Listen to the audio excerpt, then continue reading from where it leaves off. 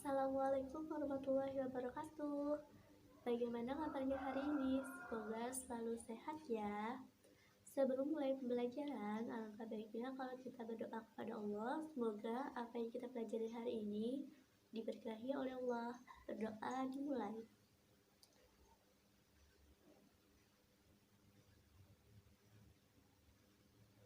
Amin. Berdoa selesai.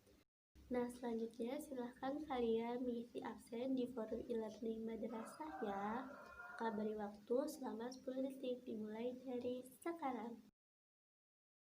Sudah mengisi absennya?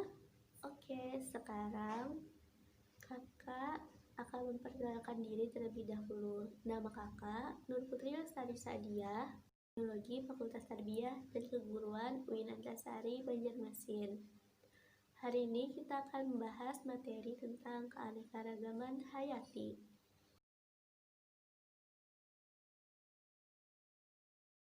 Sebelum masuki materi, kakak ingin bertanya, apakah kalian pernah melihat bunga mawar? Lalu bunga mawar warna apa yang pernah kalian lihat? Merah, kuning, hijau, putih, orange, atau merah muda, atau masih ada warna bunga mawar yang lain? Nah, berbagai macam warna pada bunga mawar ada kaitannya dengan materi yang akan kita bahas pada hari ini, yaitu keanekaragaman hayati. Keanekaragaman hayati, apa sih yang terpikir dari kalian setelah mendengar kata keanekaragaman hayati? Nah, jadi keanekaragaman hayati adalah keanekaragaman makhluk hidup yang menunjukkan keseluruhan variasi gen, spesies, dan ekosistem di suatu daerah. Keanekaragaman hayati ini biasa disebut dengan biodiversitas atau biodiversity. Keanekaragaman hayati ini menggambarkan keadaan yang bermacam-macam pada suatu hal yang terlihat karena adanya perbedaan, baik dari segi ukuran, tekstur, warna, jumlah, penampilan, maupun sifat-sifat yang lainnya. Keanekaragaman hayati ini dapat terjadi akibat adanya evolusi dan adaptasi. Keanekaragaman hayati ini terbagi menjadi 3, yaitu keanekaragaman hayati tingkat gen, keanekaragaman hayati tingkat spesies, dan keanekaragaman hayati tingkat ekosistem. Yang pertama, keanekaragaman hayati tingkat gen. Gen adalah bagian dari kromosom yang mengendalikan ciri atau sifat yang diturunkan dari induknya.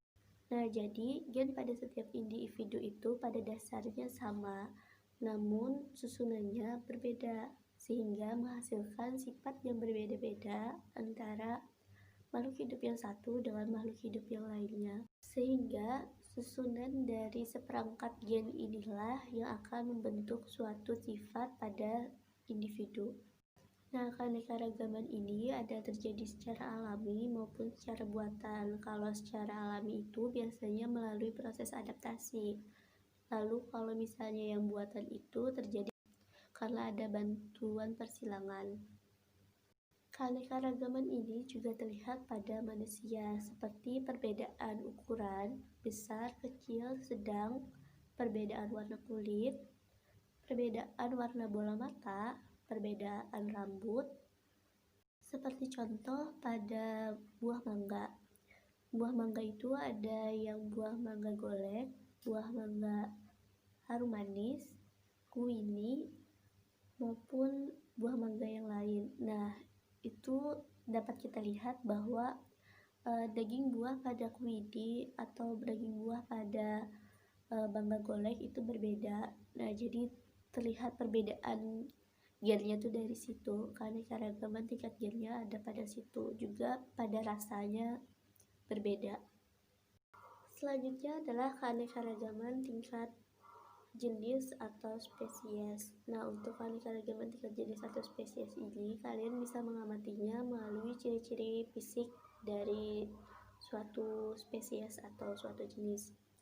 Misal pada kucing itu kalau keanekaragaman tingkat jenisnya ada singa, harimau, macan tutul, cheetah. Nah, itu keanekaragaman tingkat jenis. Sama-sama dari suku yang sama, cuma spesiesnya berbeda. Jadi kucing itu kan tubuhnya hampir mirip ya dengan si macan. Nah, padahal mereka itu sama-sama kucing namun jenisnya berbeda. Dari ukuran tubuhnya juga berbeda. Kucing dan macan itu memiliki ukuran tubuh yang berbeda. Jadi keanekaragaman tingkat jenisnya itu terlihat dari situ. Lalu apa sih Kak perbedaannya keanekaragaman tingkat gen dan keanekaragaman tingkat jenis? Nah, seperti yang kita ketahui tadi bahwa keanekaragaman tingkat jenis itu kita bisa melihat dari ciri-ciri fisik yang terlihat dari suatu jenis atau suatu spesies. Namun kalau keanekaragaman tingkat gen itu perbedaannya itu tidak terlalu mencolok.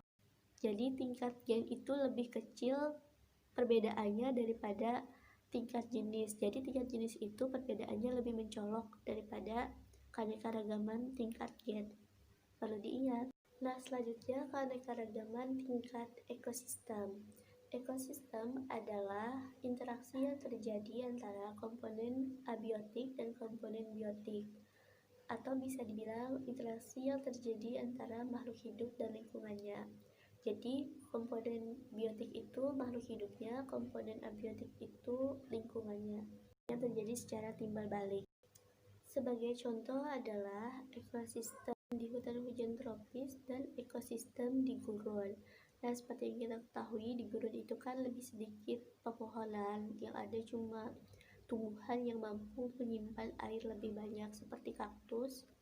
Nah, dan kondisi di sana pun juga sangat panas, berbeda dengan ekosistem yang ada di hutan hujan tropis yang dipenuhi oleh flora atau tumbuhan, pohon-pohonan yang tinggi, rindang, dan kondisinya itu lebih hijau daripada di daerah gurun. Nah, keanekaragaman hayati tingkat ekosistem ini disebabkan karena adanya perbedaan letak geografis, di mana perbedaan letak geografis ini menyebabkan perbedaan iklim yang terjadi di suatu daerah. Perbedaan iklim ini menyebabkan terjadinya perbedaan lapanya waktu penyinaran, intensitas cahaya, temperatur, dan curah hujan yang terjadi di suatu daerah, di mana menyebabkan perbedaan keberagaman antara flora fauna yang terkandung atau yang terdapat di suatu daerah. Ekosistem ini berbagai macam, yaitu ada tundra, taiga, hutan hujan tropis, gurun, dan masih banyak lagi. Nah, begitupun dengan hewan-hewan yang ada di Indonesia, seperti pada Indonesia bagian barat yang meliputi Sumatera, Kalimantan, Jawa, itu memiliki ciri-ciri hewan yang tubuhnya besar, terdapat berbagai macam kera, terdapat hewan endemik, bulu-bulu pada burung memiliki warna yang menarik.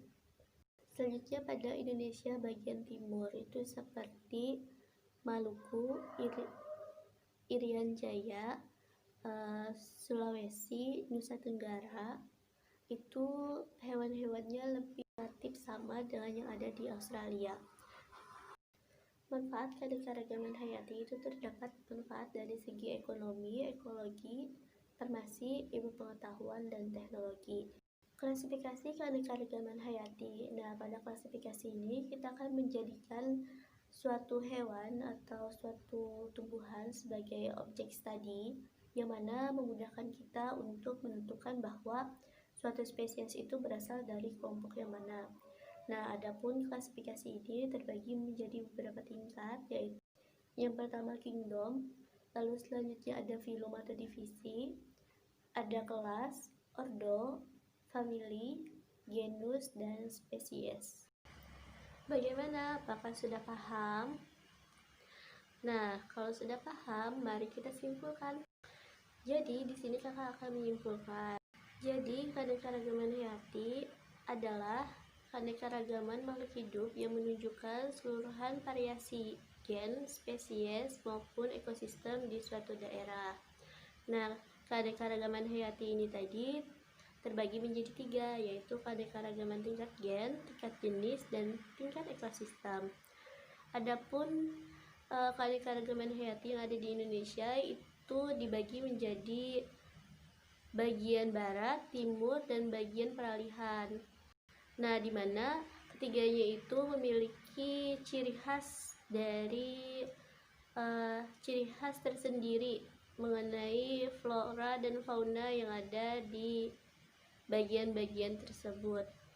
Nah, manfaat keanekaragaman hayati ini ada dari segi ekonomi, segi ekologi, farmasi, ilmu pengetahuan, dan teknologi. Klasifikasi keanekaragaman hayati itu dimana kita menjadikan suatu hewan atau suatu tumbuhan sebagai objek studi supaya kita lebih mengetahui bahwa suatu hewan atau suatu tumbuhan tersebut termasuk dalam kelompok yang mana melalui ciri-ciri yang dimilikinya. Oke, sekian dulu pembelajaran dari kakak. Jangan lupa dikerjakan soalnya, dan selamat bertemu di pertemuan selanjutnya. Untuk penutup pembelajaran hari ini, mari sama-sama kita mengucap hamdalah. Alhamdulillah. Nah, sampai ketemu lagi. Wassalamualaikum warahmatullahi wabarakatuh.